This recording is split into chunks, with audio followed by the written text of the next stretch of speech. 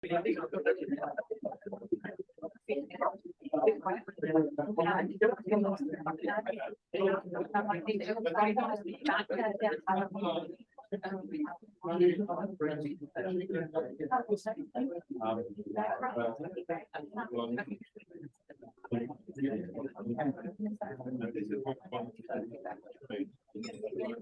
everyone. Hi, good evening. Hi, thank you so much for all coming out and not staying at home in your comfortable chairs and watching it on Zoom. But for whoever is on Zoom, thank you for joining us as well. Clive Lawton probably doesn't take much introducing for most of you that know him very well. However, for those that don't, I'm just going to read a little bit. He was founder of Limud and a mainstay of its organisation. It has grown nationally and internationally over the years. He was or is a JP, chair of the North Middlesex NHS Trust. Okay. Vice chair of the Anne Frank Educational Trust and a significant influence on Holocaust education. He was head teacher at King David's School in Liverpool before returning to London in the 90s. He is currently CEO of the Commonwealth Jewish Council and Much in Demand internationally as an educational consultant. He teaches at LSJS and has written several books aimed at teachers and pupils, notably his books on Auschwitz and Hiroshima. Most importantly, he is a past vice chair and honorary Baal Musaf at our shul here, and is the father of one of our current board of deputy representatives, Anna Lawton. So over to Clive. Thank you for joining us. Thank you. Right, this is rather like doing an auction. You know, the important people are online. Really. Well, keep an eye on that. Well, hello. When I saw Beth's message that went out saying, please come, because it's so depressing for a speaker to talk to an empty room and just a screen, I was hoping 10 or 15 of you would turn out. So this is great. There's seats at the front here. A universal system for everybody avoiding seats at the front and cramming more seats into the back. But the front is really only the back looked at from another angle. Do comment, that's it. Good, go for it. That's well, I don't know. Yeah, it is on. And I'll try not to spit, so it won't be too bad. Right there. That one. Yeah, probably. I had originally proposed for this evening, I don't know if it was advertised, a really fascinating, brilliant topic, which you all would have enjoyed hugely.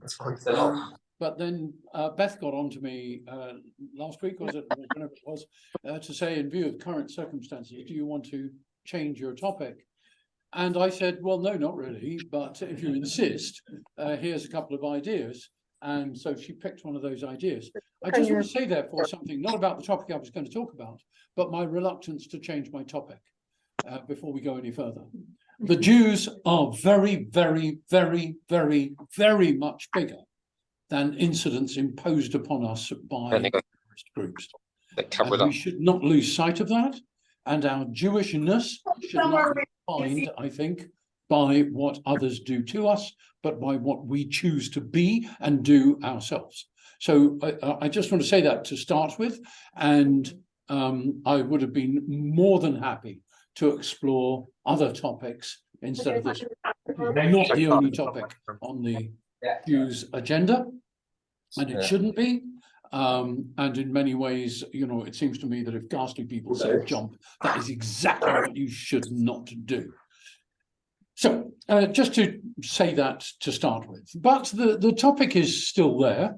And you heard in Beth's introduction that, as many of you know, I have a daughter here in this shul. She is not short of her own opinions, as some of those of you who know her will know. But when she saw my topic, she wrote to me in classic Sir Humphrey mode and said, that's very brave, which those of you who follow Sir Humphrey means I wouldn't do that if I were you. So there I am. But it's a topic which I think has to be named because especially, well, for all of us, I guess, how to react and how to respond and what to think has been thrown in the air by this savage piece of wickedness that Hamas carried out on October the 7th. I'm happy to come back to this in questions later, but one of the things that comes to mind is that there is a rather mysterious bit in the Torah, which is, I think, uncomfortable for many of us who've read it, which talks about the need to wipe out Amalek, or more specifically, to wipe out the memory of Amalek, and not to forget to wipe out the memory. Was rather paradoxical, because if you're wiping out the memory of it, how can you not forget to do that? And that's been bouncing around in my head an awful lot, because the wiping out of Amalek in the Torah is presented to the Jews as an absolute, ruthless, total destruction, the sort of thing which I guess most of us living in Western Europe in the 21st century feel deeply uncomfortable about. And Saul, first king, blew it by keeping the king of Amalek alive and some of the sort of best produce and cows and sheep and whatnot. But he was supposed to wipe it all out, and he didn't, and he lost his kingship and his legacy accordingly. So that's somewhere in my head. There are times, perhaps, when your moral scruples require that you abandon them. Does that make any sense? I'm not sure, right? So I just want to say that. I titled this, I think, if I remember the title, as Unrepentant Lefty Peacenik. Those things remain true. I don't think I'm very lefty, but I'm certainly left of centre. I don't think I'm an absolute peacenik in the sense that I can see the value and virtue and requirement to fight at different times. But my instincts are peace orientated. I think all Jews' instincts ought to be peace orientated. So here we are, suddenly bounced into this moment of, for different ones of us, rage, fear, shock, horror, all of those things at the same time, some of those things more than others. In the middle of this, we have to determine what we think would be right. Now, fortunately, none of us is in the position of having to do anything, actually. I forgive me if I'm giving away secrets here or stating an opinion which will upset you, but I'm not completely four square with Netanyahu on all his attitudes. Sorry if that shocks you. But I would rather not be him now. I mean, I never really wanted to be him most other times either, but right now, particularly, I mean, the responsibility of any head of government when a country faces war is pretty shocking. And of all the options that I can possibly imagine, and I did enough work in drama improvisation to be able to think up all kinds of weird and wonderful things. Of all the options I can imagine, none of them seem very attractive at all. What I fear is that some of them seem more attractive to people than I would like. But none of the options seems very attractive. One of the things that people have striven to do is to muddy the difference between Palestinians and Hamas. Now this has repeatedly appeared when people have talked about the Palestinians doing something or Hamas doing something or whatever it might be. It is very, very clear that the 1,000 plus 2,000 people who entered Israel on that morning of October the 7th were clearly Hamas people, perhaps with some sprinkling of Islamic Jihad amongst them, but clearly Hamas people. These were not kind of ordinary shopkeeping Palestinians on the street, as it were. These were their fighters. And they had a uniform, collective, malevolent intent. Their first intent was to kill the maximum number of people they could get hold of, with indifference as to who they were and whatever. A secondary aspect of that intent was to kill them and broadcast as far as they could the horrific manner in which they killed them and their suffering, because they didn't just want to kill people, they wanted to terrorize, create terror, fear, distress, upset, knock people off balance, and so on. There are seats down at the front here if you want them, but it means you can't get out when it gets boring. Okay. So that's their first target, was to get in and kill people. And the second target, equally as important, I assume, was to grab hostages. That's always been on the agenda of Hamas, and has always been part of the intent of these various tunnels that they built. That is, the tunnels are not necessarily very useful attack structures, but they were very useful for infiltrating a small number of people, grab somebody and pull them back in.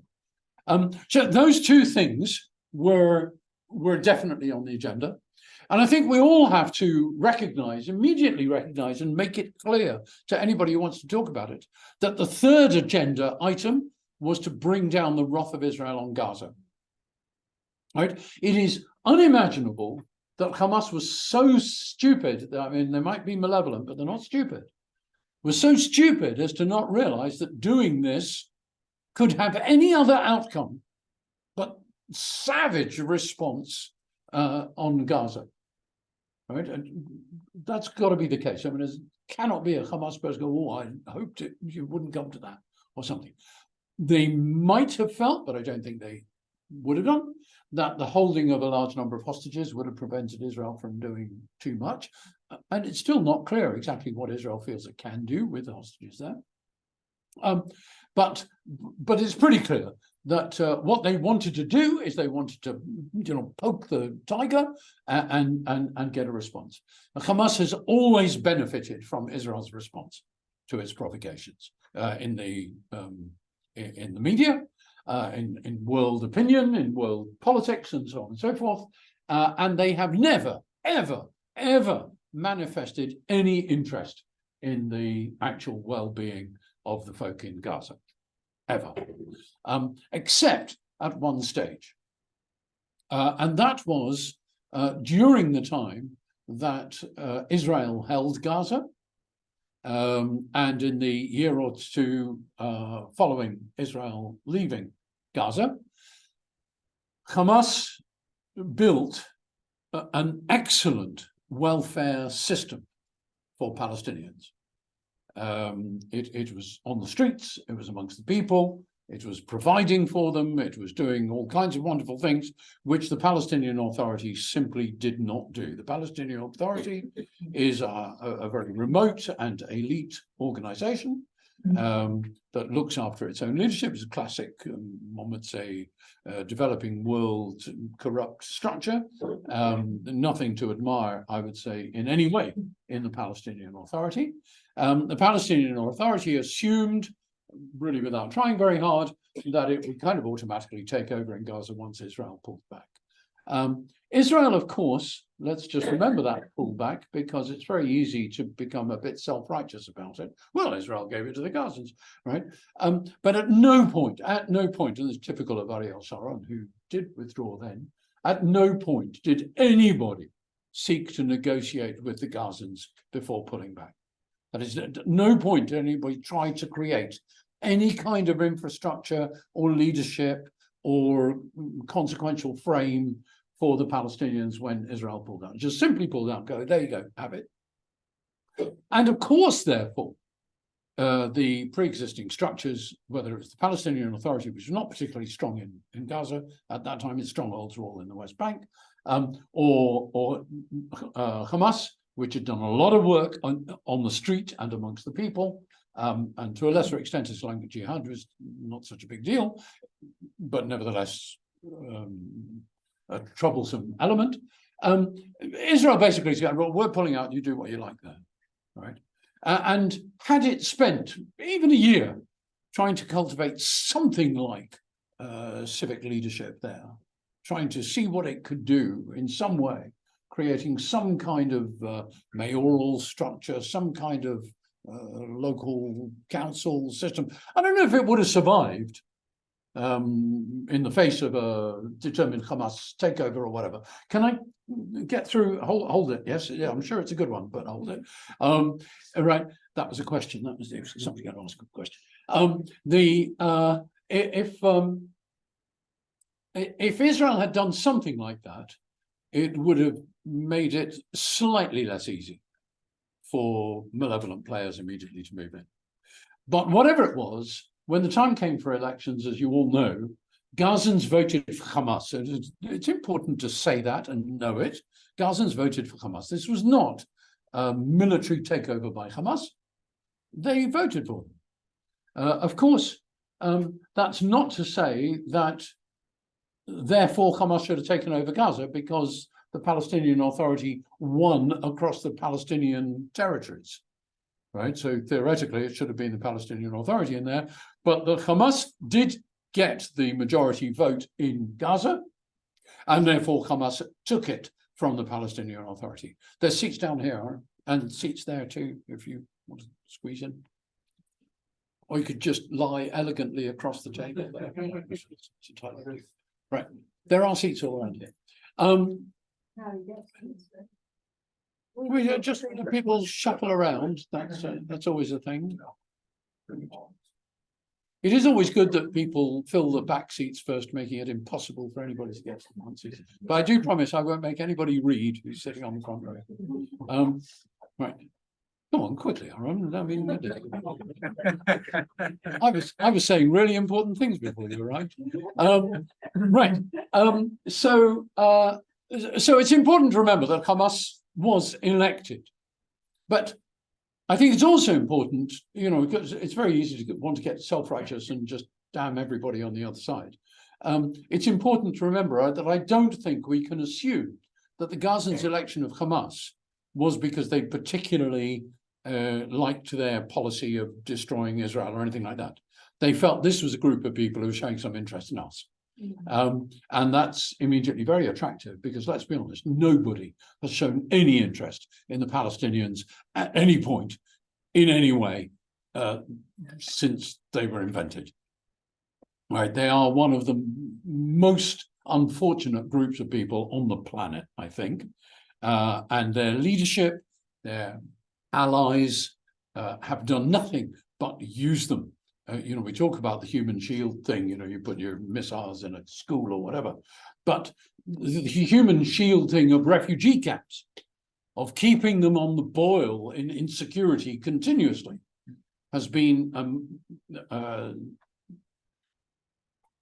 cynical strategy on the part of their supposed allies, the various Arab nations around about them. Nobody has cared about them. And looking at you, many of you are old enough to remember the 1960s.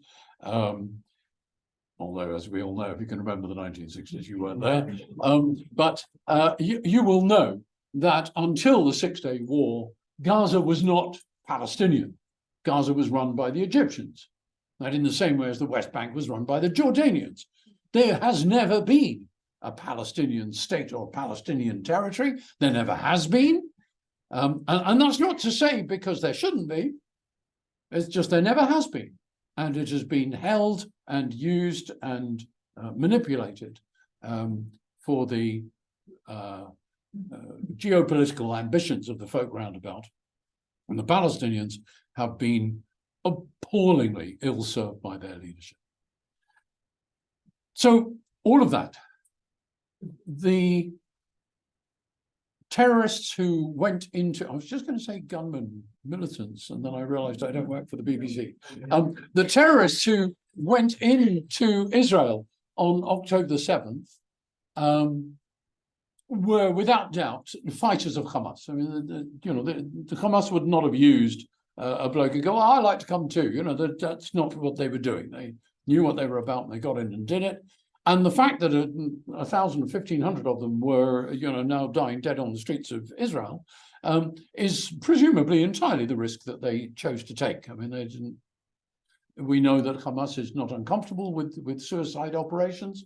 they will have felt that that was a perfectly reasonable price to pay to do what they wanted to do. And so what we've got is a territory, Gaza, with 2 million roughly Palestinian people in it. We have next to no idea what their attitude is to Hamas. Next to no idea. Right? The fact that they run out into the streets and they shoot into the air and they sing songs and stuff. Right? First, we don't know what they're being told. Secondly, we don't know what they think they need to do. Thirdly, we don't know what the webs of patronage are that work to keep people in extremely impoverished circumstances with their head above water. I mean, if an organization is giving you enough money to keep going, some kind of a pension or a stipend or something or other, I imagine you just back everything they do because they're the guys who are keeping you on board, right? So we just don't know. We don't know what that 2 million Palestinians think or feel, but we can imagine that they think of Israel as exceptionally bad. I'm limiting my language here, but it is the enemy. It's the group that's done them continuous and unrelieved harm. It is the source of all their misfortunes and so on and so forth. I see no reason for them to think or see the picture any way different. Now, we do know that there are Palestinians who have access to a slightly broader perspective. I know this because not least my daughter Evie, who lives in Eilat, works on a project which shares activities, environmental and water activities and so forth, with Palestinians in Gaza, as well as Palestinians in the West Bank, as well as Israeli Arabs, as well as folk in Jordan, and working with Israelis. And I know that those people see Israelis in a somewhat more nuanced way. That doesn't mean to say they like them. Doesn't mean to say they like them. It doesn't mean they like the situation, but they see Israelis as people as opposed to just some kind of cardboard cutout enemy. So we don't know. We don't know who these people are in Gaza. But what we do know is that Hamas is deeply, deeply embedded in Gaza, both physically and interpersonally, socially.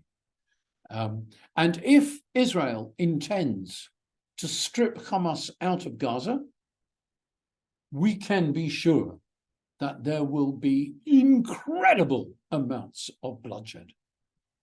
Incredible amounts of bloodshed. Aggravated, of course, by Hamas, it would seem, saying, don't run away, stay here, this is your home, you ought to be here. And indeed, ordinary people saying, I'm not running away, I'm staying here. When you think of the refugee narrative, why am I going to become a refugee again? You've got to stand and fight finally. You've got to face the music, you've got to take it, whatever it is. Right? And maybe some trust in the international community that the United Nations won't let it happen, or it won't get as bad as we imagine, or something or other like that. But if Israel is determined to strip Hamas out of Gaza, then there will be incredible amounts of bloodshed and death. I cannot see an alternative to that. And here am I call myself a lefty peacenik. Unrepentant peacenik. I don't think that to be a peacenik means to say that you never want to fight. I mean, I think it means that you have a bias to trying to avoid fighting.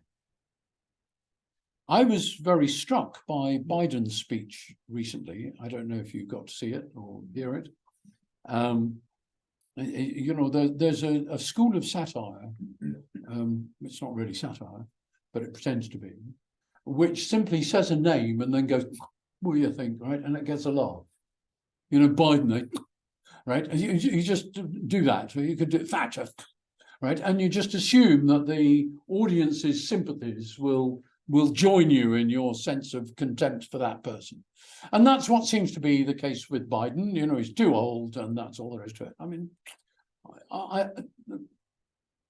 Increasingly, I think that 80 doesn't feel too old. But I don't know why that is, but that's how it seems to me, right? I mean, 30 years ago, I might have taken a different view. But nevertheless, and of course, this speech wasn't just him making it up on the hoof. But nevertheless, it was a speech that clearly he wanted to give. It was his, it felt like his. And it was very powerful in all sorts of ways. And he said two things which I thought deserved attention. The first thing he said was, people have said this is Israel's 9/11, but it is, of course, far larger than that. That's a very bold thing for a president of America to say, when 9/11 is the kind of watershed moment of America's horror. Right? Can you imagine a Jew standing up and saying, people say this is the, I don't know, Ghanaian Holocaust, but it's far worse than the Holocaust. You wouldn't say that, right? Jews wouldn't let you say it, right? To have an American president say this is worse than America suffered is remarkable, right? Just remarkable. But he says it, and then he adds, and we felt rage, he said. And no doubt you feel rage as well, he said to Israelis. But do not act in rage. We did, and we made many mistakes. That's a remarkable thing to say.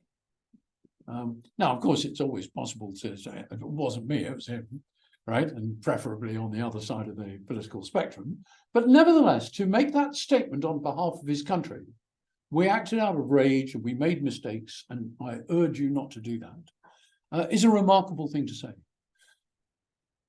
Equally remarkable, I think, is that I detect that Israel, not following his advice, but is doing as he says, which is that despite the fact that Israel immediately said, we are at war, called up reservists by the 100,000, amassed its troops, more or less hasn't done anything yet. I mean, it's been bombarding, but it hasn't moved yet. I find that remarkable. And it seems to suggest that the Israeli authorities are taking their time, are thinking about what to do next. And like I said, there's nothing very attractive about any of their options. I'm involved in a campaign in international circles and Commonwealth circles to get international governments to try and press for the return of the hostages. But I don't hold that much hope, I have to say. I would be bonkers of Hamas to return the hostages. Because if they do return the hostages, I don't think that's going to change Israel's calculus, except that they'll feel even more free to act against Gaza. And if they don't return the hostages, there's some sort of possibility that Israel might feel in some sense inhibited, or to some degree inhibited, or that they can make propaganda out of, you see, Israel doesn't care for its own citizens, or something like that, in some way. So I'm not optimistic about the hostages at all at present, unless somebody finds a formula which they haven't found yet. But Israel does seem to be stopping and choosing. And that's a good thing. Because wars fought without people stopping and choosing, especially when they've been provoked by the enemy, is a really, really dangerous place to go. And Hamas clearly intended to destabilize and shock Israel till it couldn't think straight. And to a considerable degree, it succeeded. And therefore to take advantage of whatever Israel then did. And Israel, I think, has held back significantly. And to be applauded, whoever's in charge of those decisions. Having said all of that, then, I come back to my comment about Amalek. The idea that there are some people who are irredeemably wicked is the Amalek concept. I always used to say that you have to have that concept, even if you then say, but we can never know who these people are. That the concept of an irredeemably wicked person is just a realist stance, that is all. I think everybody's savable if you're nice enough to them. I just don't think it's borne out by human experience. Some people do appear to be irredeemably wicked. And society has to act against those individuals when you find them. And it has to be ruthless in its act. That doesn't mean to say callous or uncivilized, but it must be ruthless. It can't allow for bits of sloppy sympathy if you find such a person. But I always said that the business of wiping out the memory of these people seems to suggest perhaps that it's not the people you have to wipe out, but their memory. By which I understood that the commandment is to stop them thinking like that. Now, it was only at the end of the 20th century, beginning of the 21st century, that we began to understand that memory is actually the personality of a person. That what you think, who you remember yourself to be, is who you are. And if you lose that memory, you are no longer that person. That's clear. Yes, I think we all know that. And think about a computer memory. It's the thing that makes the computer be and do what it can do. And the same is true for human beings. So if we were able, imagine a situation in which we could take everybody who got excited about Nazism, just put them through some kind of program that wiped their memory of admiration for Hitler and, nonsense about Jews and so on and so forth, until they're just kind of ordinary, reasonable citizens. Wouldn't that be tremendous? Wouldn't have to kill them. We just get rid of their memory, their convictions about how the world works. Somewhere in all of this, we should not lose sight of that need, which is not just to kill as many Hamas people as we can, or to destroy the structures and networks and webs of Hamas power in Gaza, but somehow we have to find a way to engage with the people of Gaza to somehow persuade them that their understanding of Jews and Israel is wrong. Because the alternative is intolerable. Right? Now, folk like me would tend to go, well, that's the two-state solution, isn't it? But you don't have to go for the two-state solution. You've got some other clever idea. You can do it differently if you want. But somehow or other, sooner or later, Israel, the Jews, will have to deal with the street, with ordinary folk, with the current conviction that Israel is the enemy. Now, I'm hugely impressed by the work that not least Rabbi David clearly did previously, and this community has sustained with the Whiteman Road Mosque, so that it was possible for the Imam of the mosque, when the news came through of the horrible massacres, that he could immediately reach out and offer a hand of friendship. That's beautiful. But we know that's not universal in Muslim communities across Britain and indeed across the world. We know that the narrative that runs through many Muslim communities is propagated through Arab states and has been for a long time, and other malevolent Muslim states, not least places like Pakistan and Malaysia, that spread the word that hating Jews is a good thing for Muslims to do. Oh, and why would Muslims think differently? I mean, I don't know. Jews can talk a lot of tosh about Poles or Germans or something, because that's what they were told by somebody or other. Not that they ever actually met any or thought about it or did that. So why wouldn't Muslims? They don't know any Jews. Somebody tells them this is what Muslims think, they take it. Now, there's not enough of us to go around. Right? For a long, long time, I've always thought that Jews can't persuade everybody Jews are lovely people, partially because not all Jews are, but not only that, that even if, you know, people get jumpy about Jewish schools and they go, oh, in the old days when we had children in other schools and people could meet Jews, but now they're all in Jewish schools and nobody ever meets a Jew and they don't know, and that gives rise to anti-Semitism, right? But there just aren't enough Jews in Britain. I mean, if every Jew took it upon themselves just to spend all their time rushing around going, hello, I'm a Jew, I'm very nice. Hello, I'm a Jew, I'm very nice. Hello, I'm a Jew. Right, we still couldn't get around everybody, right? And this is a foolish illusion, which might have been true in some parts of North London for a while, but certainly weren't true in Muddlington-under-Slush or wherever people live, right? So unless people get an understanding of Jews, which is not produced by Jews going out and trying to be nice to people, it's, you know, Jews will never get a positive image. In order to do this, therefore, we need to cultivate relationships and friendships, and we need to amplify our voice. So it's not just done on relationships, but it's also done on rhetoric and articulation. For a very, very, very long time, I think probably about as long as I've been aware of Palestinians, which is roughly about as long as Palestinians have been aware of themselves as Palestinians, I have felt that Jews should be the most vocal fighters for Palestinian rights. That it is our job to get out there and say, these people have been horribly misused, and Jews understand that, because Jews know what it's like to be horribly misused.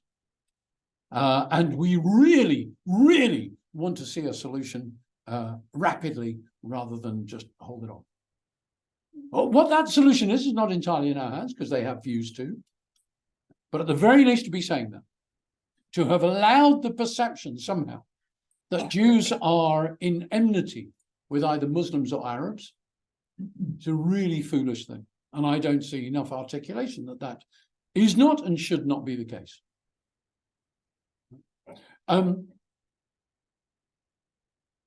What the solution is, I don't know. But I remain, this is what the title says, an unrepentant peacenik.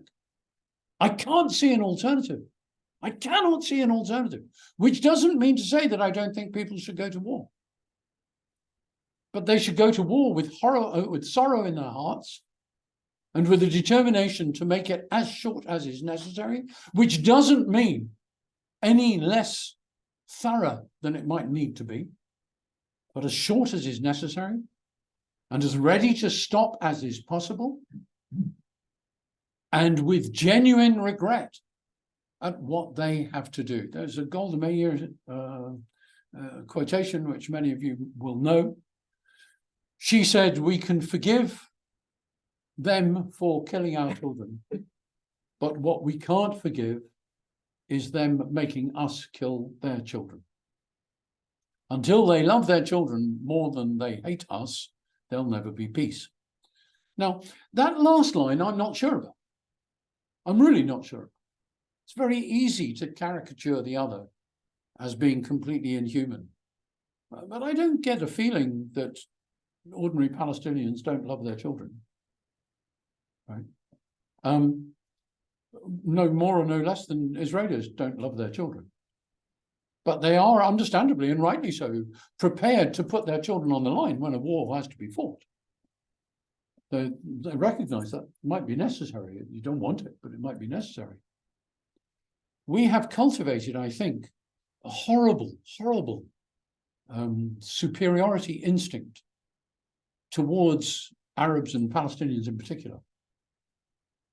One example of that is that Israel seemed to have felt that if it makes the economic structures sufficiently attractive for Gazans to keep the peace, then they won't go to war. That is, if Gaza's getting the necessary equipment they need to rebuild their buildings, or there are jobs in Israel that they can come to, or, you know, whatever it is, then the economic imperatives will lead them to say, well, we can't go to war because otherwise we'll lose our jobs, or whatever it might be. But Jews, Israelis, know that the economic imperative is not the issue. If it were the economic imperative, nobody would have moved to Israel. Nobody moves to Israel to get richer, ever. People move to Israel because they want to live in Israel, because they believe in it. They want to have Jewish independence. And they're prepared to make any number of sacrifices, including putting them and their children at risk, because they want to live in their own country. And why would we think that's not true for Palestinians? Do we think they're any less human than we are? Now, I'm prepared to accept that those Hamas fighters and their leaders and their hangers-on and so on have managed to so damage their humanity that, yes, it's true they're less human than I am. But I'm not prepared to believe that that's true of all 2.2 million Palestinians in Gaza. And it was stupid and myopic and arrogant and patronizing for Jews to fall into the trap of thinking that. And if we don't respect the people who we find ourselves at war with, then we will be doomed to repeat mistake after mistake. And we should learn to speak with respect. Simple Tselem Elohim, the image of God in every human being, until that human being has deliberately cauterized it out of themselves. And that's a rare, small number. We saw them emerge in force. But that was 2000, was it? Out of 2.2 million. Jews don't like being tarred with the brush of those few who are embarrassing to us. We should be careful not to do the same thing, even though we would like Muslims and Arabs to stand up and condemn. But you know how embarrassed and uneasy Jews are about standing up and condemning when some Jew does something wrong. If we don't approve of something Israel did, but we don't want to betray our own, why do we think it's any different for anybody else? So where do I stand? I think right now, I still stand to the left. I still stand for peace. I still believe that in time, we will find a way forward because there's no alternative. And just to finish, my bit, and you can do questions. In 1968, I was at school. Calculate, right? I was at school and I was talking to friends of mine as to where we would like to go in the world. And I said, oh, I'd love to visit the pyramids. But of course, I'll never be able to. Right? Of course not. Well, a Jew is going to go on as a tourist to Egypt. Never going to happen. Right? I think it was 8 years later, I sat on the steps of the Great Pyramid, and I remembered saying never. I think it's that we must keep a grip on in the midst of all the necessary military calculation and realpolitik that has to be worked through, and the horrible decisions that Israel's leadership will have to make, and the massive bloodshed which will almost certainly happen, and the strong, let's say, possibility, I don't know if it's a probability, that the war will open up on two fronts. Israel is equal to that. I don't think we feel like we did in the 6 Day War, that it could be wiped off the map. Those of us old enough to remember that, I think we all thought it easily could be wiped off the map. I don't think we even feel like we felt in the Yom Kippur War, which was that it was so vulnerable, so unready, that it could be thrown off course and severe damage to it. Well, I mean, it did lose many soldiers, but in the end, the state itself didn't suffer severe damage. And this has done even less damage. It's scared a lot of people, of course. It's led a lot of Israelis to feel less safe than they did. Although, oddly enough, Israelis in Britain are still apparently feeling less safe than they would in Israel. How strange is that? Right? And there are Jews, as you know, in Britain who are hiding themselves. right? The very least we can do, because there's not very much we can do, but the very least we can do is be out and proud Jewishly right now.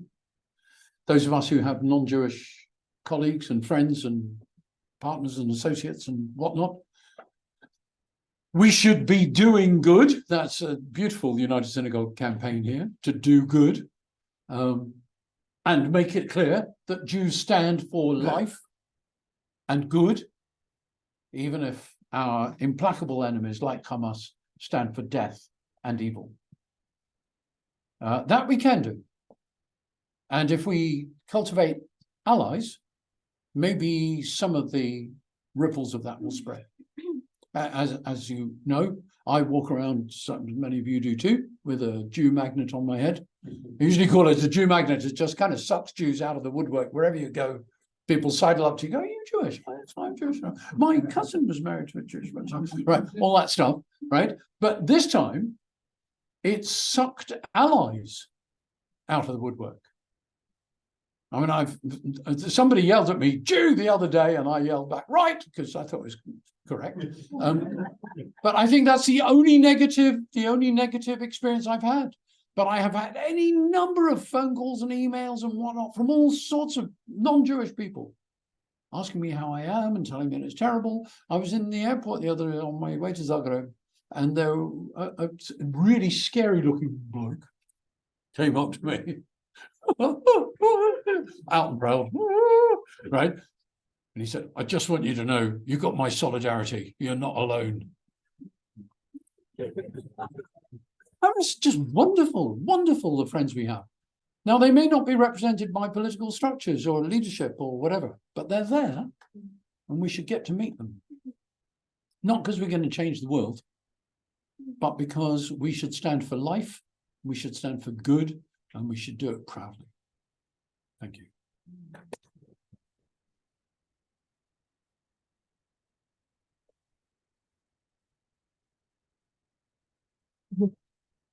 You take that face. You've been very patient. Okay. I thought of a few questions, but I'll respond to one. Just do the first six. What you were talking about with like foreign states going into countries. So if Israel got into Gaza's south system, and that would have been better theoretically. But do you not think that could have followed a similar pattern to Afghanistan with the US, where they come in, they make government, they realize it's not feasible for it to stand alone by itself, and then overextend their stay, and then lead to an even worse culture that comes around after? Or do you think that wasn't a thought process? No, I think that occupying somebody else's space is never going to make anybody happy. I've thought that for a very long time. I'm with the former chief rabbi but one, Jacobovitz. No land is worth a life. And he became very unpopular for that. I don't have the same capital to squander, but I've never thought occupying somebody else's space is clever. At the same time, if you know that the people or the leaders of that space have malevolent intent towards you, you've really got to work at containing them, right? The difference, however, between, say, Afghanistan and Gaza is that Gaza is a dot. It's not hard to occupy Gaza, to control Gaza as a piece of territory, whereas Afghanistan is vast. There's got a number of mountains and remote places. I mean, even Afghans don't know what's in Afghanistan, right? And people can disappear and never be found again and come back. You know, they found that with Osama bin Laden. It took ages to find him, and then he wasn't there. Whereas Gaza, as a kind of tiny spot, could be controlled, right? Whether you can control a city like Gaza City, and that I don't know, but you could contain it most probably. But I don't think that's a long-term solution. That's why I think that they should have, and it's still not too late, if they could strip out the Hamas structures, if they could do it even temporarily, long enough to start looking for other leadership, to see whether there's anybody else who wants to stand forward or take up the possibility of a constructive future rather than a destructive future, then it'd be worth trying to do. But I like I say, I don't think any of the options are attractive at the moment. Yes. I've got a similar cynical viewpoint. I do think that if we go in, or we originally had attempted to do that, we would have faced criticism, and the people that we could have nurtured would have faced death. Would probably have faced death. So I'm quite cynical about that. I do think that it would need an outside party, and they'd have to be trustworthy. And I can't say that I think UN structures are trustworthy when it comes to government. For those of you on screen, I don't know if you heard that question, but it was right. It was about even if we did find folk in Gaza that somehow we tried to encourage to take up leadership, they wouldn't survive. I'm sorry? We would be putting them at risk. We'd be putting them at risk, that's right. I understand that. Don't say you're being cynical. I think you're being realist. Because we know that people who put their heads above the parapet are often get them shot off. At the same time, of course, we were immediately critical of somebody like Yasser Arafat, who wouldn't take a risk because he thought he was going to be killed if he did. I mean, we can't play it both ways. We can't say, well, you know, you're going to get killed if you do anything brave, but why aren't you doing something brave, right? So we need to know whether we're always bringing that forward as a reason for not doing something, or if we're bringing it forward because we genuinely believe that there is nothing we can do. Furthermore, I think the Jews, there is an imperative for Jews, it's a Jewish mitzvah, to be optimistic, and especially optimistic about people. Optimistic. Furthermore, we have a responsibility to try to build a good world. You're right that these people live in an extremely dangerous neck of the woods. And I can't imagine that, you know, if you just pinned a notice to a tree at the moment in Gaza going, anybody who would like to become head of Gazans, do phone the Prime Minister's office or something, that you're likely to get a useful response.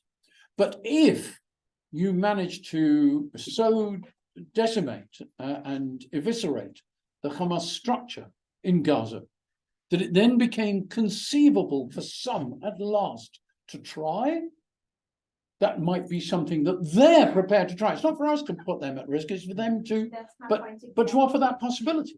That's my point exactly. Actually, that it's not necessarily our step. We might possibly hold space for that. Yeah, I'm not our step. No, it's not for us to choose their leadership. It's for us to say we would like to meet with leadership that's prepared to meet with us. Fair enough. Right? That thing. And we don't know who's out there. That's what I'm saying. We don't know who's out there. And we ought to be optimistic. Right? Furthermore, we know that over time, people do emerge. Remarkable people do emerge. You know, we didn't expect a Sadat, and there was Sadat. Nobody in Ukraine expected Zelensky, and there was Zelensky. At the same time, we didn't really expect Putin, but there's Putin, right? So it's not as if we are good at it's not as if we're good at predicting how things are going to swing one way or the other. But what we ought to do is be optimistic and positive and peace orientated in our aspirations. If we, however, and this is what I suspect, unfortunately, that there have been some in Israeli leadership who have been very happy to say there is no one we can talk to, and have not therefore sought to find anybody they can talk to. And again, like I said, Palestinians have been magnificently ill-served by their leadership, so that when Israel says that, the Palestinian leadership proves that it's so all the time. But this, I mean, isn't it odd? This might be the first opportunity that Palestinians have had for a very, very long time to revise their leadership and take the opportunity of creating something new. Might be, because of the potentially shattering effect of Israel's intervention in due course. But you know, I said, don't say it's cynical, say that it's realistic. And then you have to remember this. The opposite of realism is not unrealistic. The opposite of realistic is idealistic. You have to ask yourself, do you want to be a realist or do you want to be an idealist? Do you want to be limited by what you think is, well, as how it is? Or do you want to be excited and expanded by how it could be? The Jews have been determinedly, right, yeah, except we wouldn't be here if we were realistic. Realistically, we should have packed up centuries ago, right? It's the fact that the Jews have continued to say, well, it's just possible. Well, who knows? I mean, well, let's wait and see. Well, what about? And let's give it a go. We're still here, right? Jews have been doggedly unrealistic, right? And that's idealistic. We want to believe in the possibility of better. And I've always been struck by the existence of the Council of Christians and Jews, that came into being during the war. The Archbishop of Canterbury, William Temple, and the then Chief Rabbi, Hertz, got together and created the Council of Christians and Jews. As news was emerging in Europe of the Holocaust unfolding, they came together. And Christians have frequently caricatured Jews as the religion of law, whereas Christianity is the religion of love. Now, if Jews were the religion of law, we'd be saying to Christians, I think we'll talk to you in a couple of thousand years. Thank you very much. Right? But in actual fact, we are the religion of love continuously. I know you've been horrible. I know you're nasty. I know you've hated us. I know you've killed us. But let's see if we can talk. Right? That is inspiring, and it's what the Jews have done repeatedly. Jewish communities are growing in Germany. Jews are emerging in Poland. It's decimated compared to what was there. But we're not giving up. We're not going away. We're still here. And we're making a noise and getting up people's noses exactly as Jews are supposed to do. Right? And I see no reason for not being idealistic in this situation. Realism is never going to make it better. Yeah, thank you very much. It's very thought-provoking. What I wanted to kind of move to, and you have been very good at analyzing the Palestinian situation. What's very interesting is the leadership in Israel. Now that's been obviously in a very dire state over the last few months, and that's obviously in a way caused national trauma, because what's happened is this was a major shock, and we would expect our intelligence services, our army, speaking as an Israeli, of course, to be able to actually foresee this kind of attack, and they didn't. And people in Israel are very, very shocked and in trauma. And the reason is that we feel there's no one we can trust, and there's a major breakdown of government structures. So what I want to point our view at is not just at the Palestinian leadership, but our own leadership in Israel and how much that needs change. And to be optimistic, I'd say that this might lead to the change that might never have happened otherwise. So I'll leave it there. Well, I don't know. I mean, there could be change and no change at the same time. I think that I've already indicated that I'm on the left of this whole thing. But I think what's quite impressive about Israel just now is that they've kind of put all that stuff aside and got on with it. Which is grand, because Israel was indeed riven down the middle repeatedly every day, every week. But when the country's under pressure, then they get together. It reminds me a bit of that famous, well, I don't know if it's famous amongst Israelis, but famous debate that took place at the Oxford Union in the 1930s, right? The University Oxford Union had a debate, and the motion was this house would not fight for king and country. And of course, the students at Oxford are the future leadership, the officer class of Britain. And the motion was thoroughly supported, and Oxford University students said they wouldn't fight for king and country. And I gather that Hitler and his henchmen were tremendously influenced by this and thought, oh, look, it's an open goal. But of course, the minute the war was declared, everybody joined up. And I think that might have been another miscalculation on the part of Hamas. They saw Israel sort of at 6s and 7s and thought, well, they're vulnerable. But they're not vulnerable, not in a deep sense, as far as that's concerned. The pulling together and the fighting together is good. However, what you say about Israel's convictions about its security services, Israel has always aspired to be a country like any other country. What is just as capable of a cock-up as anywhere else. And that's, you know, another great achievement of the Zionist dream. Right? So there it is. But this is not the first time. Many people have made reference to the Yom Kippur War, and it is the same process of finding it difficult to believe that Arabs can be as clever as they are. And thinking, well, no, that can't be so. And I did see the head of Shin Bet, who said, this is on me, saying, we did try to get people to notice. And so I don't quite know what he's saying there. He said it's on him, but he thinks that he offered some warnings that people didn't react to. We're going to have to find out all of that in due course. That Israelis don't know who to trust is interesting because, of course, they've been doing the extremely unbalanced thing of thinking they can only trust themselves. Right? That is an extremely unhealthy state of mind to be in. And it's not even true. You speak to Israelis, go, we are friendless in the world. You go, well, what about America? Well, yeah, well, other than America. Well, what about Germany? Yeah, I know Germany. But what about Canada? Yeah, I know Canada. But otherwise, we're extremely friendless. Yeah, but what about Australia? Yeah, Australia, I know. Well, what about India? Yeah, okay, India. But even otherwise, we're completely friendless. Yeah, but what about Ghana? Yeah, okay, Ghana, I know. But what about, you know, right? And Israelis do that. And it reminds me of the joke of the two Jews walking down the street and two guys walking towards them. And one Jew says to the other, quick, run. And the other guy says, why? He says, because there's two of them and we're alone. Right?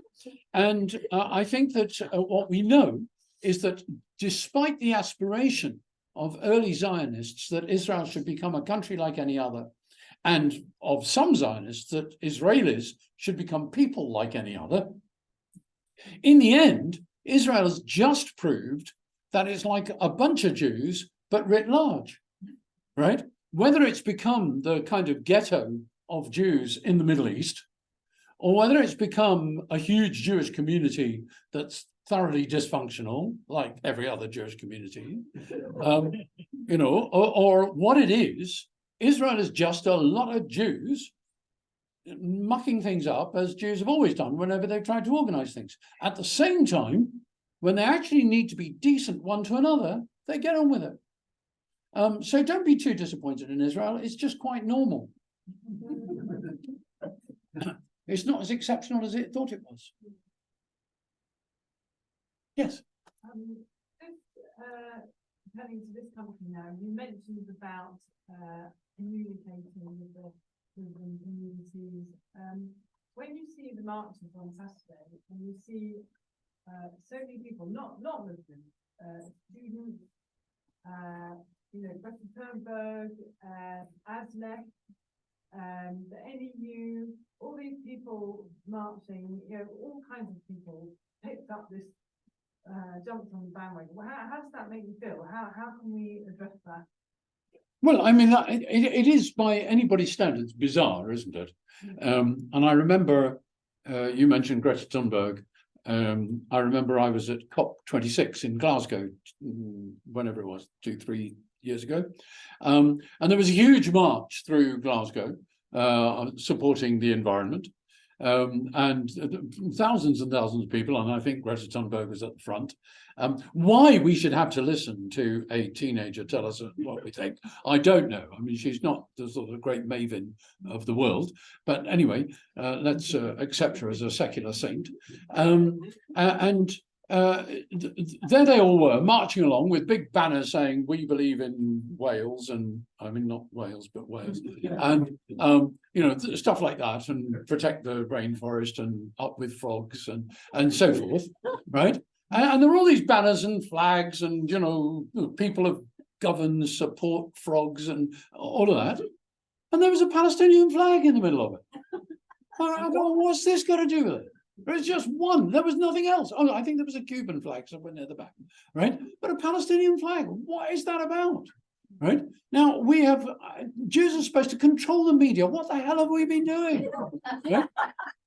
I mean, this, we just missed this altogether. Just haven't got a grip on it at all.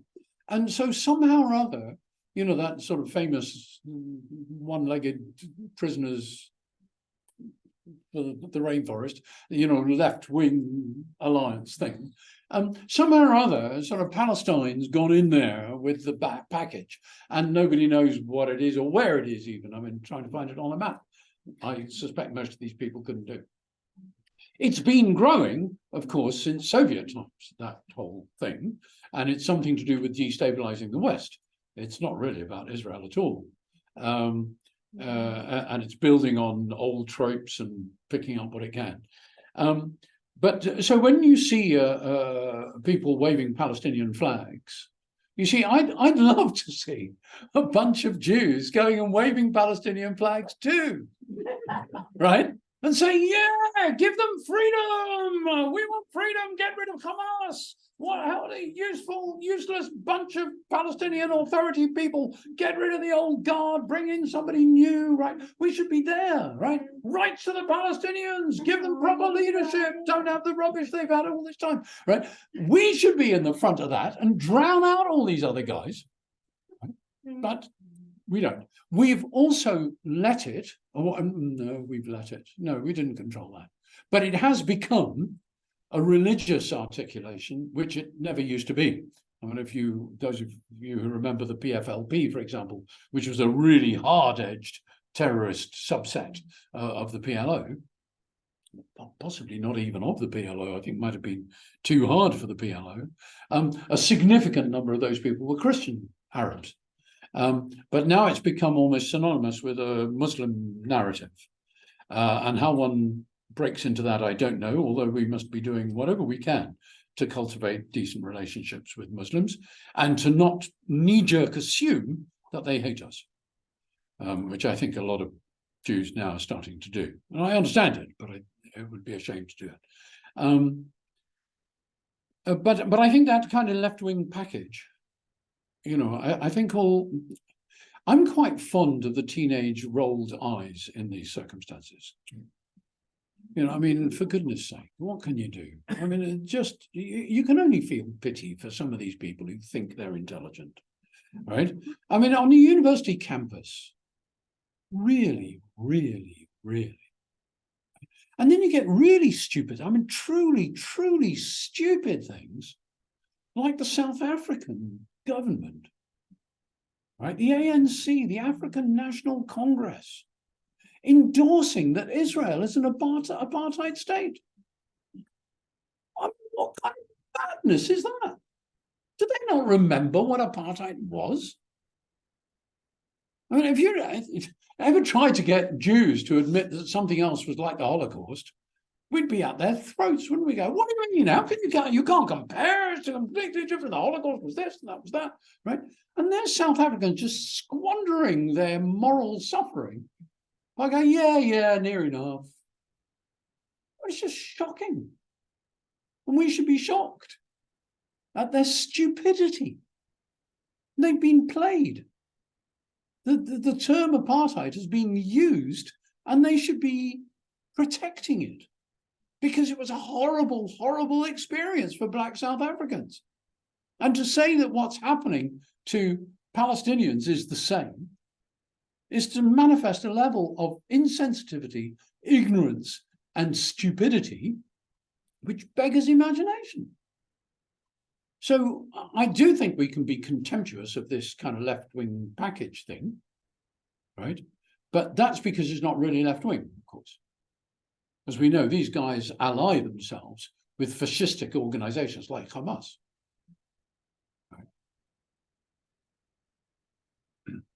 If you look at the number of debates in the House of Commons and House of Lords and media coverage of the Israel-Palestinian conflict in general and specifically now, and compare it to, say, the war in Syria, where 500,000 have died, the Yemen situation, the Muslims in China, various civil wars in Africa, and the disproportionate coverage. Do you think that that shows that actually in Britain, just below the surface, there's a lot of institutional anti-Semitism? No.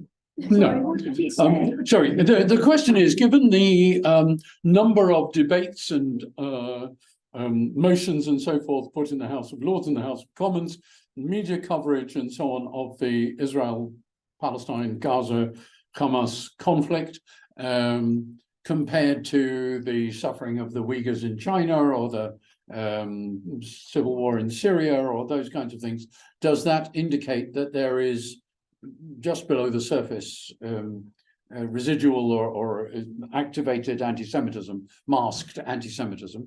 And I say, no, I don't think so. I think we should know that Israel is the center of the world. No two ways about that, regardless of the Greenwich Mean Line. That it is the pivot of Asia, Africa, and Europe, definitely geographically. It is a flashpoint. There's no two ways about that either. For good or for ill, the world has chosen to preoccupy itself with the plight of the Palestinians. Its interpretations have been, to my mind, entirely wrong, but it's chosen to preoccupy itself with that. And things that happen in Syria are not of geopolitical consequence. I mean, there's significant to Syrians, but not otherwise. What China chooses to do to the Uyghurs is only an incidental activity as to what China chooses to do to the Chinese. You know, Tiananmen Square got buried very quickly, didn't it? Hundreds of thousands of students almost certainly killed during that episode. And it disappears because in the end, people carry on doing business with China and China just toughs it out. So there are all kinds of ghastly things happening around the world.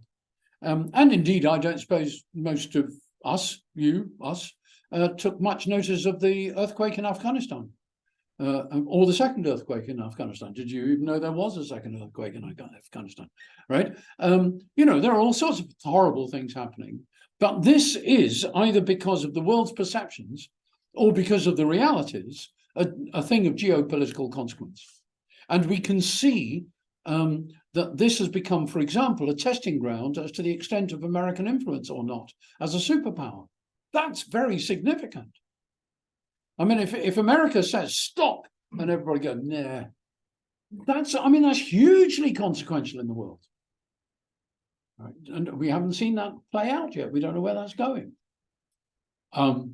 But yes, I think Israel, therefore, and what happens in and around Israel is a big deal. Furthermore, bless it, thank God, Israel remains an open society. So it's an awful lot easier to report things from Israel than from lots of other places around the world that are ghastly. So I'm not surprised if people pick it up. And I also think that it reflects a genuine concern for trying to get things right, rather than to assume that it reflects some kind of anti-Semitism. And the levels of passionate support and endorsement that we've heard recently for Israel from both government and opposition and people at every level. I mean, I'm embarrassed by some of the allies we've got. You know, I mean, it's remarkable how many people have stood up and spoken out. So I don't see this disproportionate thing. By the way, I know too that everybody's terribly upset about the BBC not calling a terrorist a terrorist. Are they doing it now? Well, they may have started now, but I don't think so. But whatever, anyway. From the beginning of the conflict, from October the 7th, I have detected the BBC trying very much harder. That's not to say that they're getting it right all the time, but trying very much harder. And seeking to contextualize things and seeking not to only report on the response rather than the cause and those kinds of things. So it's a long, slow process of educating and holding people's feet to the fire. But I don't automatically assume that there's masses of latent anti-Semitism. There are, of course, a small dedicated bunch of really ghastly cartoon cutout horrors who are anti-Semites. And they are being emboldened, certainly. But they were emboldened by people like Corbyn on the one hand and people like Trump on the other, who have taught us that the coarsening of public discourse is acceptable. And therefore, if you want to be a ghastly lowlife, nobody will mind. So I guess that's happening. Yes. Just your mention of allies, and I dislike many of Britain's allies, and we've seen over the last years a lot of pressure saying don't engage with China, don't engage with other countries, women, homosexuals, whatever. But we've also seen the the influence of Qatar in allowing or somehow negotiating 2 hostages to be freed. And again, the fact that Qatar have sheltered Hamas leaders for years, but perhaps we have to talk to people we don't like. I've got no illusions they're not going to be doing this and using it for their own gain, whether they want to increase their influence over a region, to increase their status against other Arab nations, however it's played out. But it's a very tricky business where we want to be principled and right thinking.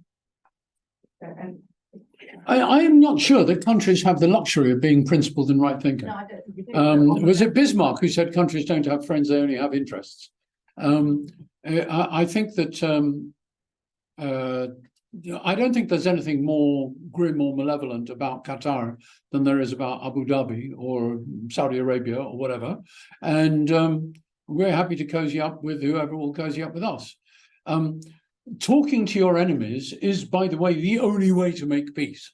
Talking to your friends is not a clever, useful thing to do in that particular activity. So keeping channels open and knowing that there are channels you might be able to talk to. And by the way, Turkey plays a similar part. Trying to find some way to talk to the people that your enemy talks to is very important. The role that Egypt plays is quite interesting as far as Gaza is concerned.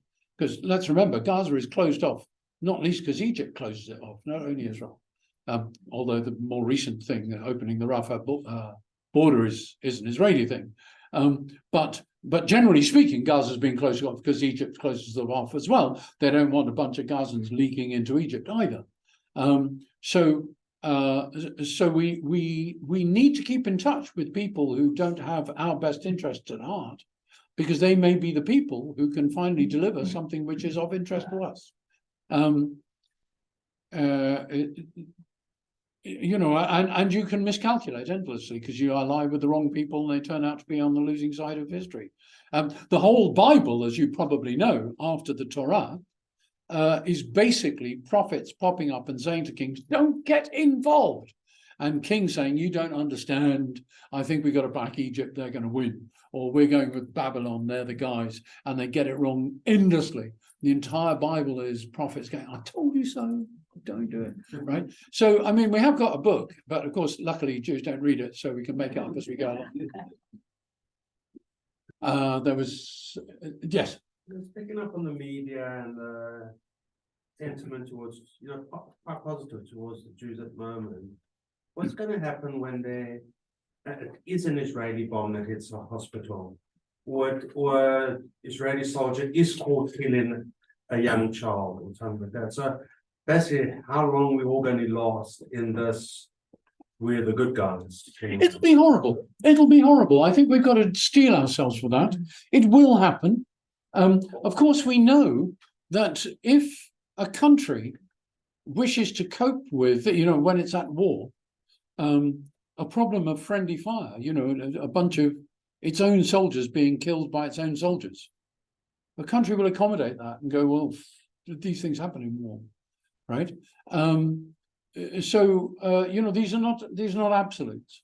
But the Palestinians have been, I mean, really, guys, if you want to just evoke a little bit of respect for your enemies, the Palestinians have been brilliant at manipulating the media narrative. Brilliant at it. Right. And instead of looking down your nose at them, you should go, how do they do this? It's just absolutely brilliant. Right. And the narrative that prepares the world for when Israel does something wrong, that it'll be a shocking black mark against Israel. Whereas when Palestinians do something wrong, it's a lone suicide bomber or something. That's, I think, why there's been such an outpouring with this thing, because until now, most of the Hamas attacks and other attacks could be dressed up as lone wolf, some nutcase suicide bomber going into a school or a cafe or whatever and blowing people up. And you go, well, there are madmen all over the world, right? They could get away with it. But this time you can't just blame it on the individual madman. This was clearly organized and constructed and intended to kill a bunch of civilians. And that, I think, has shaken people, and even more attractive young civilians. I mean, I'm not telling you this is anything morally marvelous, but the fact that they were beautiful young people at the music festival, right, was all part of the narrative that shocked the world. You know, if they'd shut up an old age home, I suspect there'd be a lot less interest. It's just unfortunate, but there it is. But the Palestinians are brilliant at managing this. And Israel, one of the impressive things about Israel was the speed with which they got their counter narrative out this time. You know, the Palestinians will always seek to maximize Israel's villainy. And therefore, straight away, they got out, you know, an Israel bomb hit a hospital. It's now starting to appear that not only was it not an Israeli bomb, but an Islamic Jihad missile, but it's now starting to appear that the number of casualties were far, far fewer than the original 500 to 600. That's not to diminish the horror of 50 people being killed, but you know, they know getting out first is the smart thing. Israel is more responsible than that. That is, it wants to make sure that it puts out accurate information. And in the long run, that probably works in the proper corridors of power, as opposed to the streets and the flag wavers and the demonstrations. But no, it'll be horrible when it happens, and it almost certainly will happen. And by the way, it won't just be a hospital and stuff. It will just be numbers of casualties. Right? Well, I think it was Eichmann who said, you know, 10 deaths is a tragedy, 1 million deaths is a statistic. So there comes a certain number where people stop counting and stop reacting. I feel we might even get to that number. Sorry, yes. I was going to say, we were talking about we as a Jewish community showing love and trying to figure out that outreach to people that we work with or colleagues that we know on putting stuff out on social media. I mean, we went to the rally today. There was an element of me feeling very, very nervous about going in the first place. I thought, you know, it's just really bad that I'm feeling nervous as a Jew going to a peaceful rally. My children are in campus and university, and they are scared.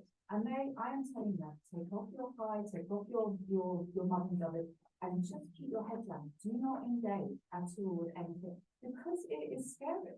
So when you say go out there and outreach and talk, I mean, how do you do that? Well, I would challenge you. I don't think it is scary. I think we are scared. I think there's a difference, right? Do you think there are racists in Britain? I think there are. Yeah, okay, good. There are a lot of people in this country, you must have seen some of them, who are black, right? There's nothing they can do about that, and they walk about all day long black. Is it scary because there are racists in this country?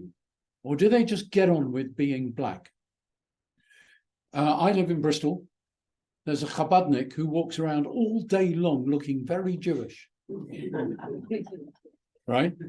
I mean, your children's chai is not in the same league as his flapping tzitzit and big hat and all the rest. Right? This is in our hearts.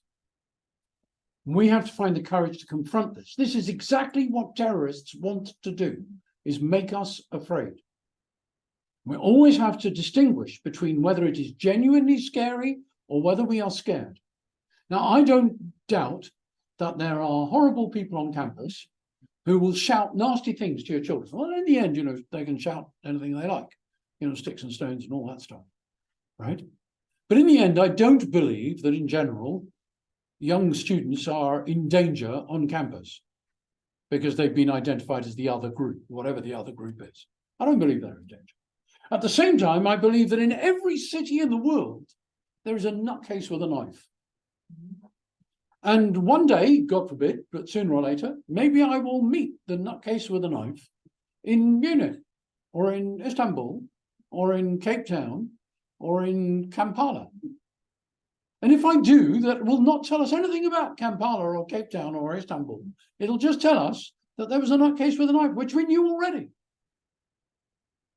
But I'm not going to not go to Kampala because there might be a nutcase with a knife. and I might meet him. Because why should I let him restrict my life? Tell your kids to put on tzitzit, kippot, garters, kapotas, the whole thing. Right? And if they want to confuse the world, there's a big cross, right? And a kafir. And so they don't care. Don't let them be bashed into a box by these ghastly characters. They do that. Hmm? I don't think you can gainsay how her children feel. No, I can't. I'm not gainsaying how they feel. I'm telling them how they should feel. It's very easy to stand here in Muswell Hill and say how her children should be sent to Manchester, Leeds, or somewhere they feel unsafe. They are unsafe.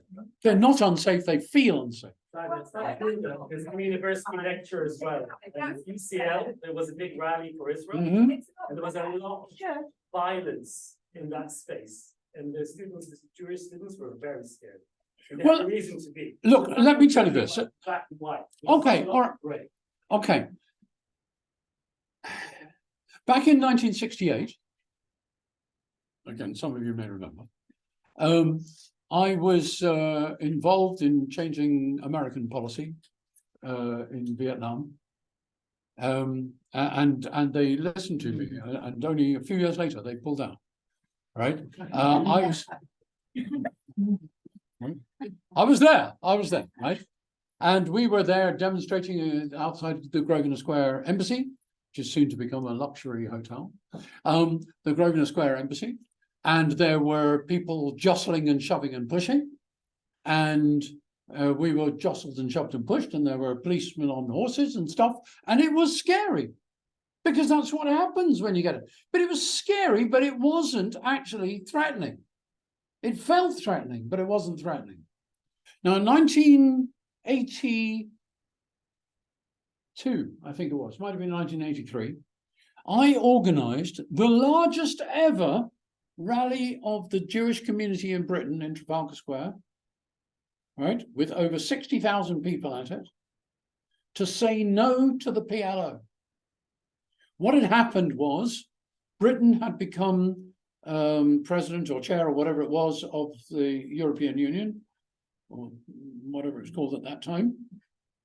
And the Foreign Secretary, Lord Carrington, who British policy said we would not talk to the PLO and Yasser Arafat.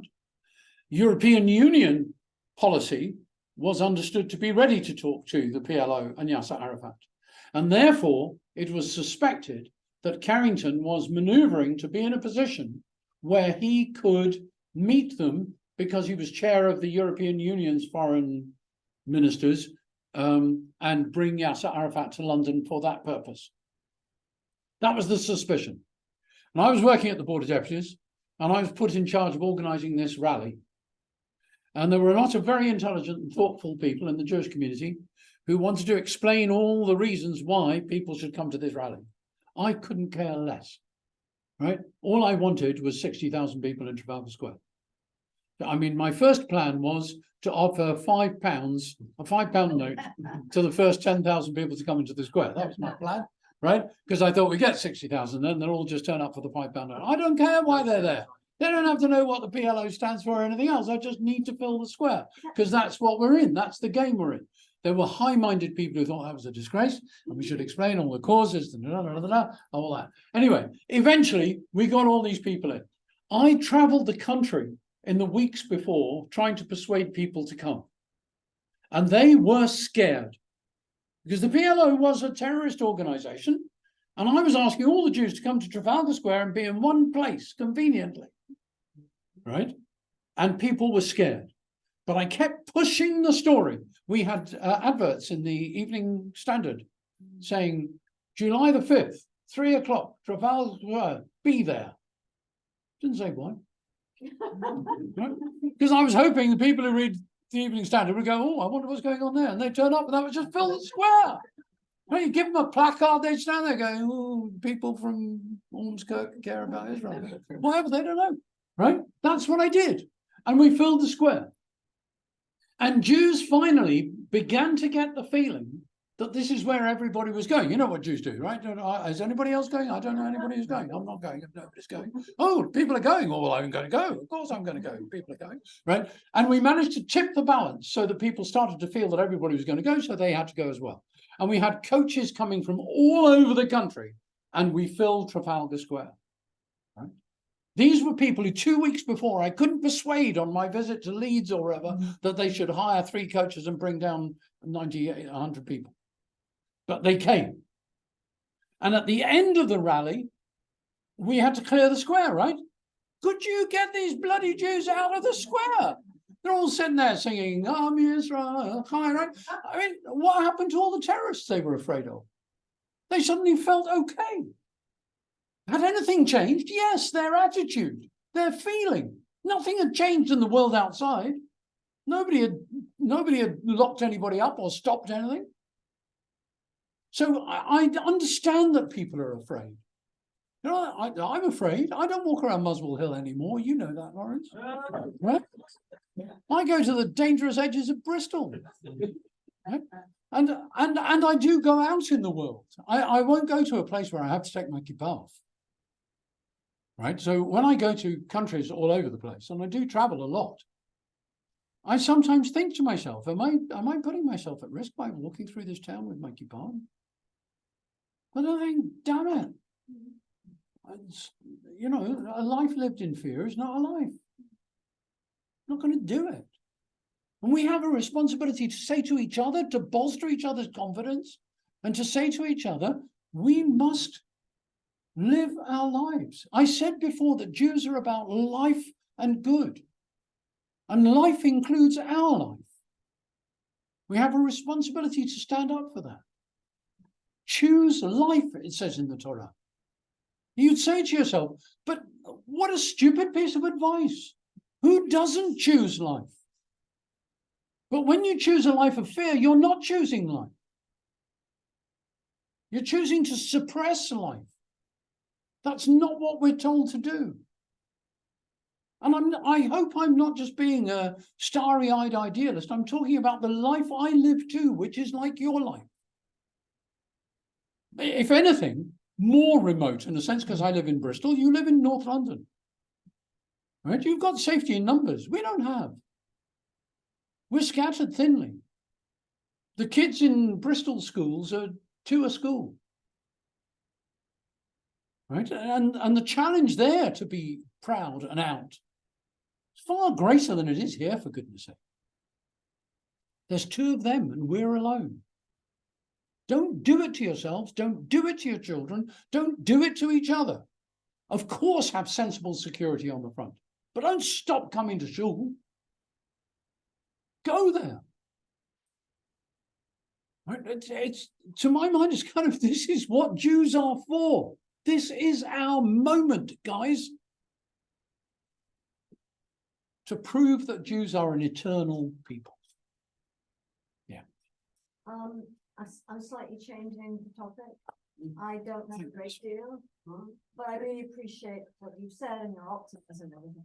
So when I navigate around and listen to people's responses to what's going on, there's a sort of undercurrent all the time of, well, they're occupying the Palestinian land. We all know that. And I know there's a whole history there.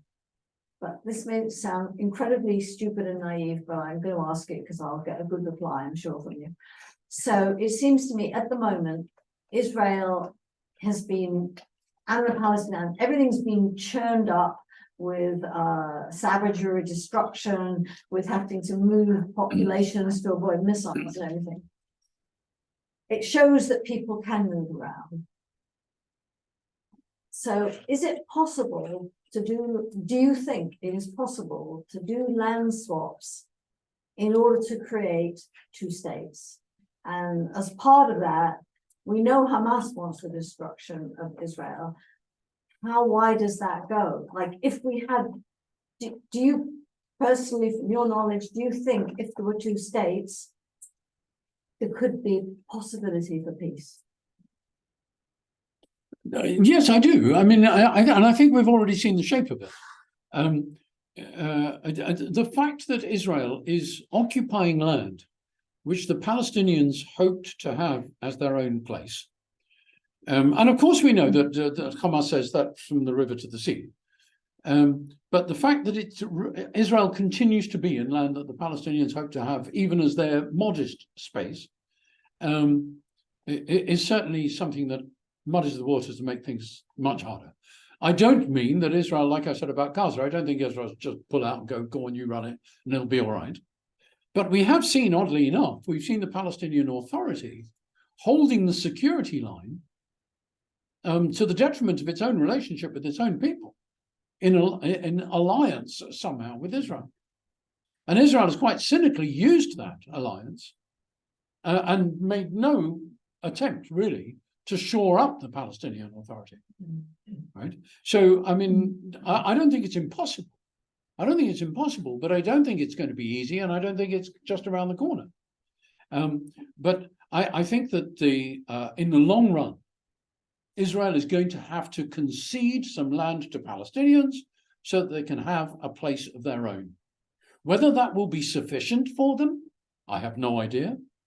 Whether you have two armed camps facing each other, bristling across the borders, I don't know. I hope not. I actually still believe that the Palestinian street is, like most streets, in fact, more amenable to practicalities than their leadership and their ideological leadership is. But I don't know. And they have been exposed to decades of propaganda, which will take a long, long time to undo. But having said that, we've seen countries like Ireland and Spain swing away from intense Catholicism in the space of a couple of decades, to the extent that they are more secular than most other countries around them. Right? So when something falls apart, when the guiding narrative ceases to be the guiding narrative, there's no knowing how things can unravel at that point. And the people who are ready to pick up the pieces are the people who make all the difference. So I don't know, but things change faster than we know in international affairs, and whole nations can shift very quickly. We've seen that again and again in lots of places.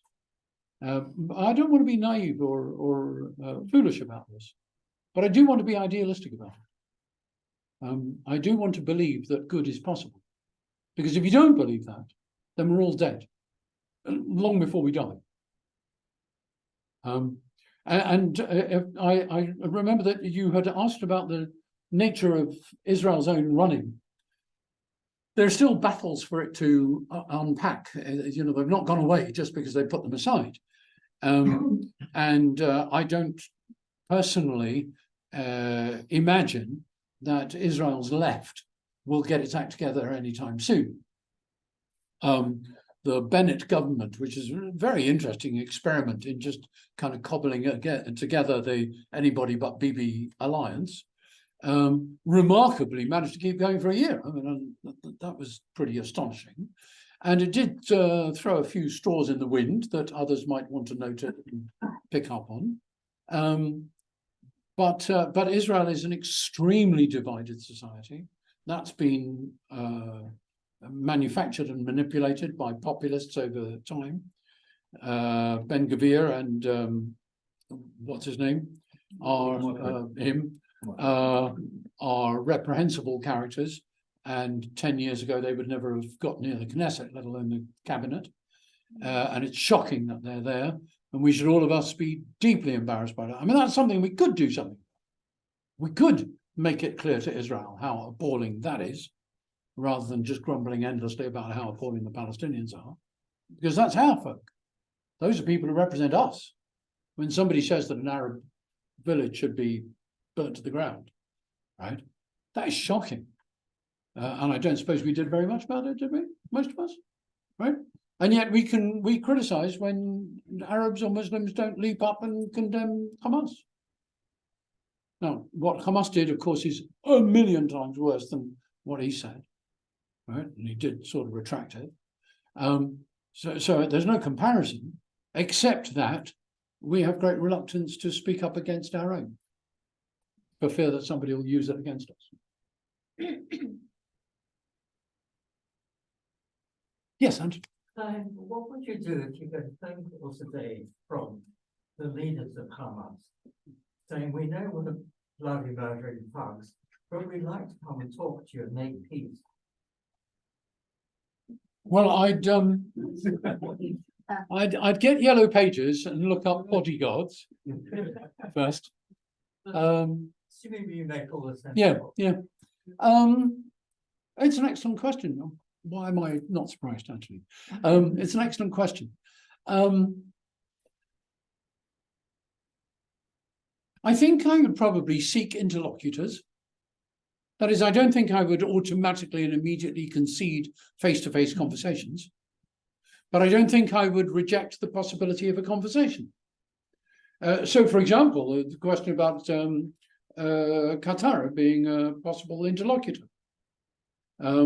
I would say, well, why don't you tell Qatar what you're thinking, and then I'll ask Qatar, you know, we'll work things out that way. I think then always in all of these things, there needs to be some level of trust building. But certainly what I would not do is spend a lot of time with preconditions, except the release of hostages. The release of hostages, there's only one thing here which the international community ought to agree is completely beyond the pale. And that is the taking of hostages. That ought to be a completely clear argument. And we shouldn't muddy it with any other discussion about who's right and who's wrong on this side and that side, what should happen next, whether Hamas and Israel and blah, blah, blah, blah. All of that stuff. There is a simple must be an international law that people cannot just cross into your borders and grab some people and take them away again in order to use them as bargaining chips, right? Every country ought to recognize that that must be the case. And any country that does not should be pilloried internationally as a pariah in international affairs, and certainly forfeits the right to make any judgment about the correctness or otherwise of Israel's behavior or anybody else's behavior. Because if they cannot condemn that, and if they cannot raise their voice against that behavior, then they have no right to talk about anything else in international law. Not settlements, not proportionality, not anything else. And we should and could demand that of governments. Now, there are lots of governments who have said, well, it's a bit complicated, not yet, let's see it, all that stuff. Nobody so far has said, I'm sorry, we're not doing that, as far as I know.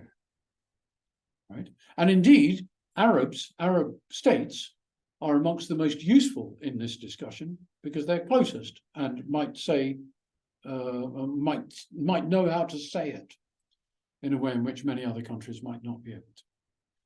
I think we should focus on that thing. And so if Hamas said they wanted to talk to me, I would say, I have no preconditions except the release of hostages.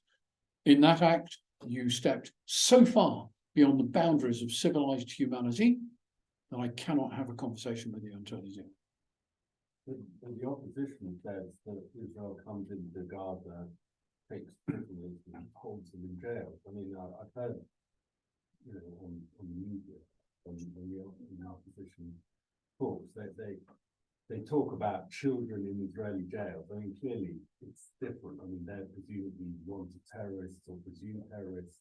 I don't think they've necessarily had, you know, a trial to say that they're definitely terrorists. They're deemed terrorists by the intelligence is taken and put them in prison. And I think they're bargaining to some extent for those people as well.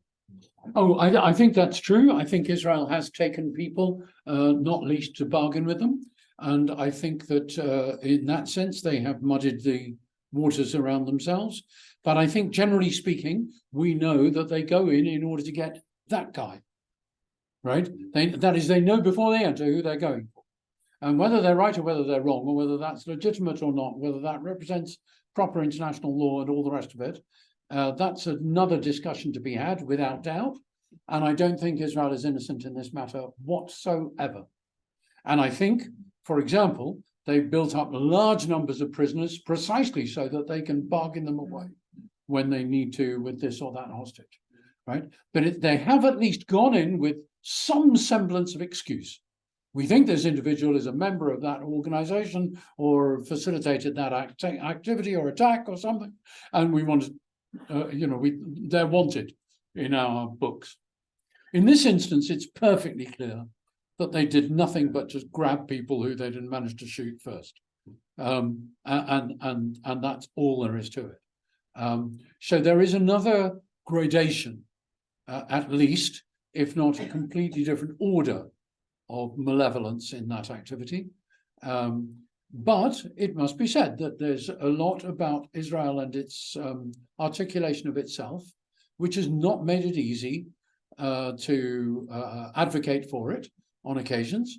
And we find ourselves reduced to this kind of whataboutery and trying to deflect people onto the Uyghurs in China and stuff, instead of dealing with the reality there.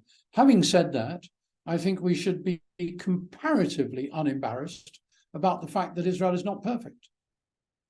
And I don't see why we should assume it's going to be perfect. It lives in an extremely imperfect neighborhood. It's constantly being compromised and challenged by its neighbors. It would be remarkable if it did everything right all the time. And I don't think I'm going to apologize for that. But I am going to stay focused on you can't just take hostages.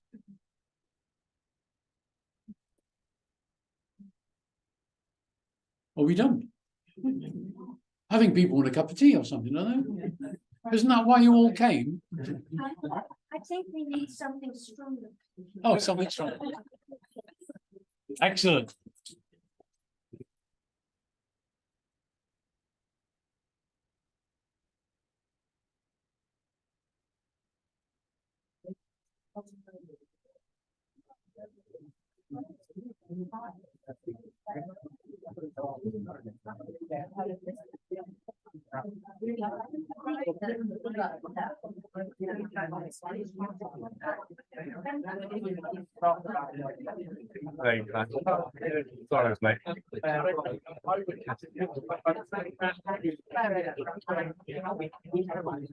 Great, I agree with 90%. Yeah, against me. One of the things that makes me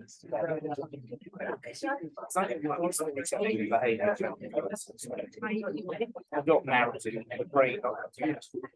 This is no reason, that's basically changing narrative.